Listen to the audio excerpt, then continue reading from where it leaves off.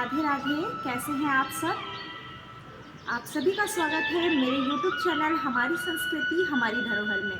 तो हमारी संस्कृति में एकादशी का व्रत रखा जाता है जो कि भगवान विष्णु को समर्पित है। आज माघ कृष्ण पक्ष की एकादशी है। जैसा कि हम सभी जानते हैं कि हर माह में दो एकादशी आती है, शुक्ल पक्ष और कृष्ण पक्ष की एकादशी।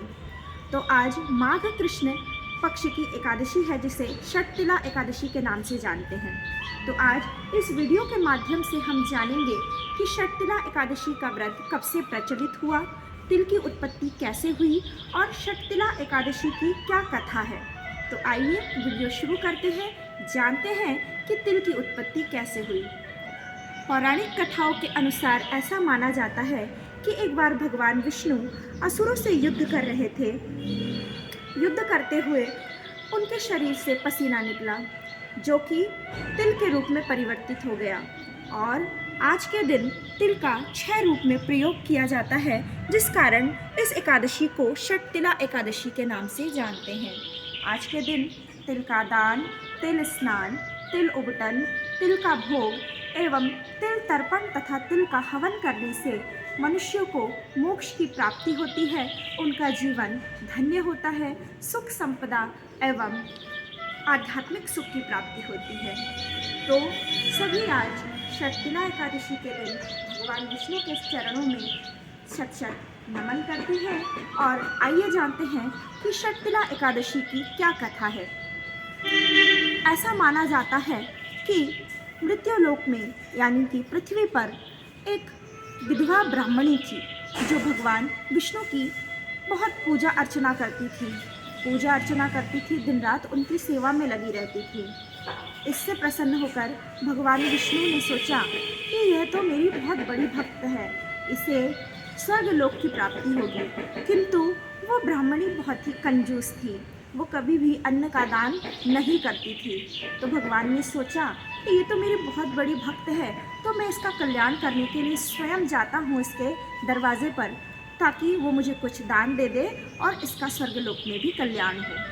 तो जब भगवान विष्णु एक साधु का वेश धारण कर उसके दरवाजे पर जाते हैं और भिक्षा मांगते हैं, तो ब्राह्मणी एक मिट्टी का ढेला उठाकर उनके पात्र में डाल देती है। भगवान विष्णु चुपचाप अपने वैकुंठ लोक को चले जाते हैं। कुछ दिनों पश्चात ब्राह्मणी की मृत्यु हो जाती है और अपने पूजा पाठ और भगवान के प्रति आस्था रखने के कारण उसे स्वर्गलोक की प्राप्ति होती है। जैसे ही वो स्वर्गलोक पहुंचती है, उसे मिट्टी का बना सुंदर सा महल प्राप्त होता है।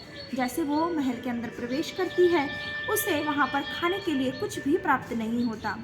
तो वो दौड़ करके भगवान के पास जाती है और बोलती है, प्रभु मैंने जीवन पर्यंत आपकी पूजा अर्चना की, लेकिन आज जब मैं स्वर्गलोक में तो आ गई हूँ, पर मेरे महल में, मेरे घर में खाने का एक अन्न का दाना नहीं है।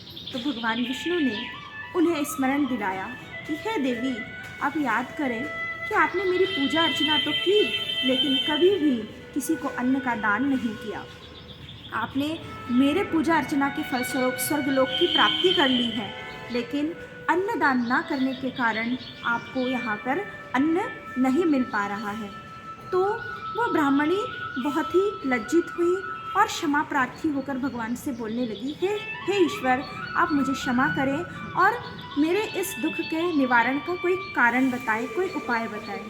तो भगवान विष्णु ने कहा, आप अपने महल लौट जाइए और जो देव स्त्रियाँ आएंगी, जो देवांगनाएँ आएंगी, उनसे षटतिला एकादशी का महत्व और विधान जानकर तभी आप दरवाज़ा खोलना। ब्राह्मणी ने बिल्कुल वैसा ही किया।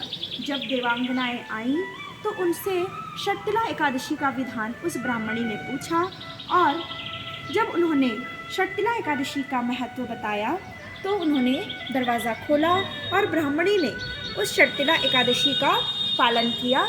तत्पश्चात ब्राह्मणी को इस पाप से मुक्ति मिली। तो आज के दिन दान करना बहुत ही पुण्य माना जाता है और ऐसा माना जाता है कि हम पूजा पाठ तो करते हैं, लेकिन कभी भी किसी भिखारी, गरीब या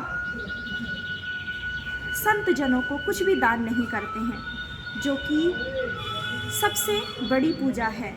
इसीलिए हमें अपने घर में अपने माता पिता, गुरुजन एवं जो दुखी जन होते हैं, जो हमारे दरवाजे पर आते हैं, उन्हें कभी भी खाली हाथ नहीं लौटाना चाहिए और उन्हें अन्न का दान, भोजन हमारी क्षमता के अनुसार करवाना चाहिए।